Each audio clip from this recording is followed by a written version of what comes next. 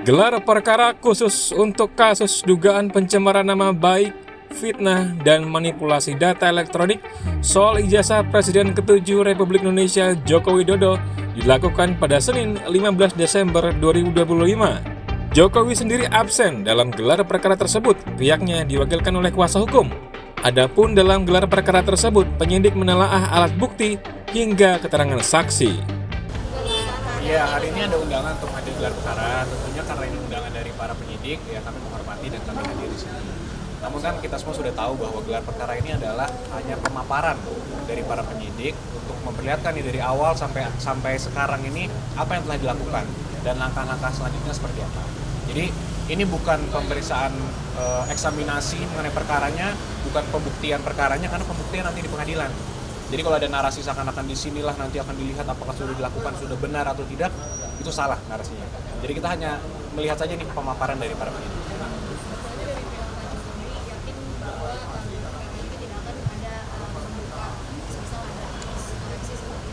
Iya, karena forum untuk mengkoreksi suatu penyidikan bukan di sini. Ini hanya mereka memaparkan para penyidik apa yang sudah dilakukan, sehingga para tersangka tentunya memiliki hak kan untuk mengetahui mungkin apa yang sudah dilakukan, apa yang sudah disita dan sebagainya. Namun kami sebagai pelapor juga memiliki hak nih untuk mengetahui kapan ini akan dilimpahkan kepada kejaksaan untuk disidangkan nanti. Jadi ya sebenarnya walaupun ini bukan inisiasi dari kami diundang, tapi kami senang juga untuk hadir di gelar ini untuk mengetahui tindak lanjutnya akan seperti apa.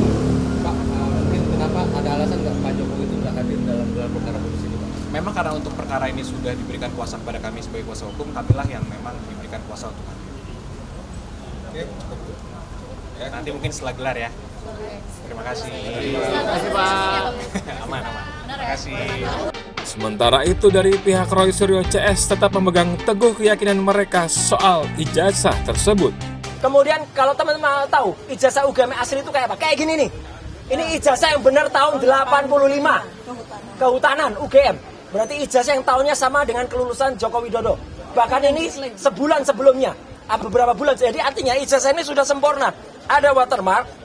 Jelas betul nih watermarknya. Gak harus dicari-cari. Sekarang di YouTuber Ceboker Nusantara itu ada orang yang sok ahli. Ini dicari-cari kotoran kayak gitu kok dibilang watermark. Ada juga embossnya nih, jelas betul nih embossnya kelihatan. Jadi yang asli itu ada lintasan stempelnya kelihatan tuh, lintasan stempelnya kelihatan tuh. Gak usah dijelas-jelaskan aja, lintasan stempelnya kelihatan. Ada watermark, ada logo yang simetris. Ya, ini kan logonya simetris nih, indah nih logo game.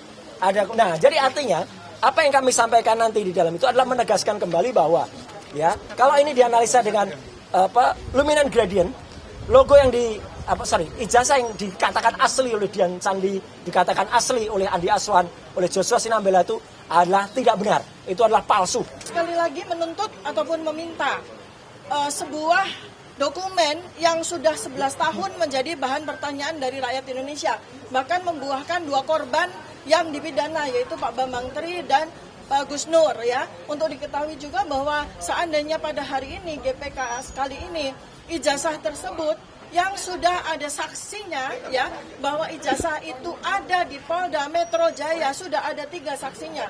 Yang pertama adalah kesaksian dari Bapak Joko Widodo sendiri pada tanggal 24 Juli 2025. Beliau ketika itu dengan alasan sakit, dengan alasan kesehatan, beliau diperiksa oleh Polda Metro Jaya di Solo.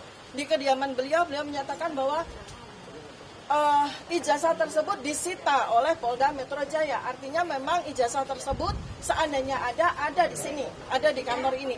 Kedua adalah kesaksian dari Polda Metro Jaya sendiri yang menyatakan bahwa ijazah sudah ada di Polda Metro Jaya. Itu kami, dan yang ketiga adalah kesaksian dari pemeriksa kami pada saat kami menjadi tersangka.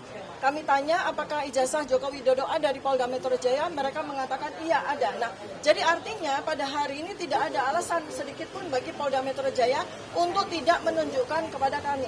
Karena kami ini warga Indonesia, warga negara Indonesia dilindungi oleh undang-undang, melakukan hak kami sebagai peneliti dan sebagai warga negara untuk memberikan pertanyaan, dan kami ini dikriminalisasi dengan pasal-pasal yang sangat berat.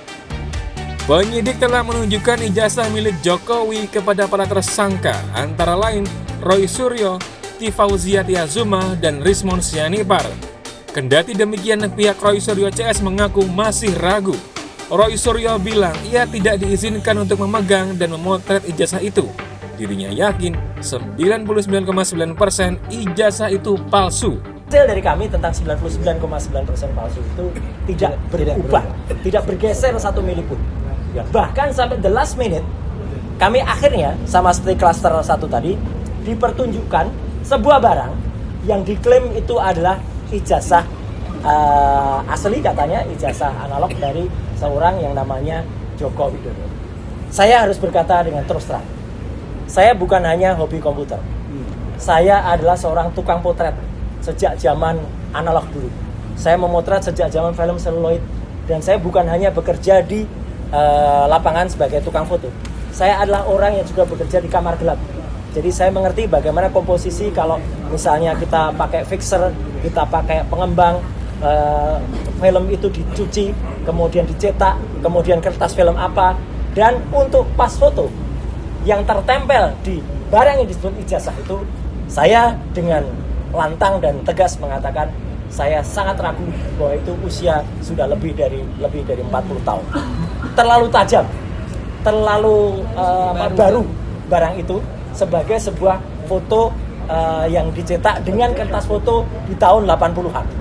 Ya, karena kertas foto di tahun 80 itu ada usianya. Bahkan ijazah Dr. Rismond sendiri yang usianya baru sekitar 20 tahunan kira-kira, 23 tahun, itu pun sudah mulai berburam. Ya, ini masih sangat tegas dan jelas. Ya, tidak seperti. Kemudian khusus detail itu, alhamdulillahnya kami meskipun diminta untuk melihat, kami tetap tidak boleh memegang. Ya, kami tidak boleh merasakan. Padahal dia bilang, saya satu lawyer, saya sudah merasakan itu. Kami tidak boleh memegang, bahkan mengintip saja untuk melihat ketebalan kertasnya saja tidak boleh. Ya, padahal itu penting sekali. Apalagi memotret. Apalagi memotret, karena kami dalam. Dan tetap ada satu pertanyaan besar. Karena dalam yang disebut-sebut sebagai ijazah itu, ada sebuah goresan di sebelah kiri, ada sebuah garis, yang itu menurut saya tidak lazim untuk sebuah ijazah.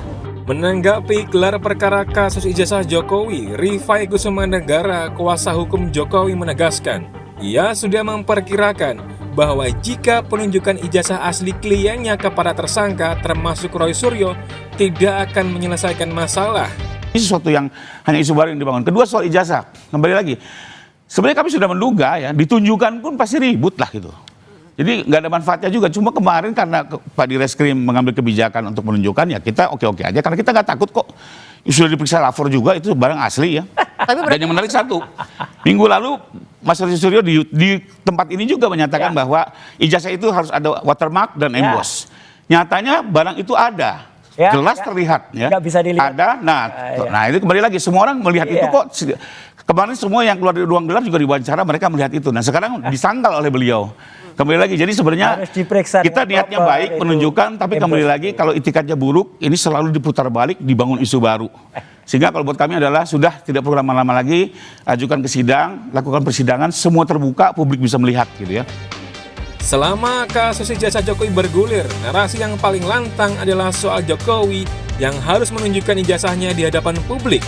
Dan berikut adalah penjelasan dari Jokowi mengenai ijazahnya. Saya dituduh ijazah saya palsu, artinya yang menuduh itu yang harus membuktikan. Dalam hukum acara, siapa yang menuduh itu yang harus membuktikan, yaitu yang saya tunggu itu coba dibuktikannya seperti apa. Dan itu akan lebih baik kalau pembuktiannya itu di pengadilan. Sehingga betul-betul akan kelihatan proses hukumnya, akan kelihatan adilnya, karena yang memutuskan adalah di pengadilan. Karena yang membuat ijazah saya sudah menyampaikan asli masih tidak dipercaya gimana.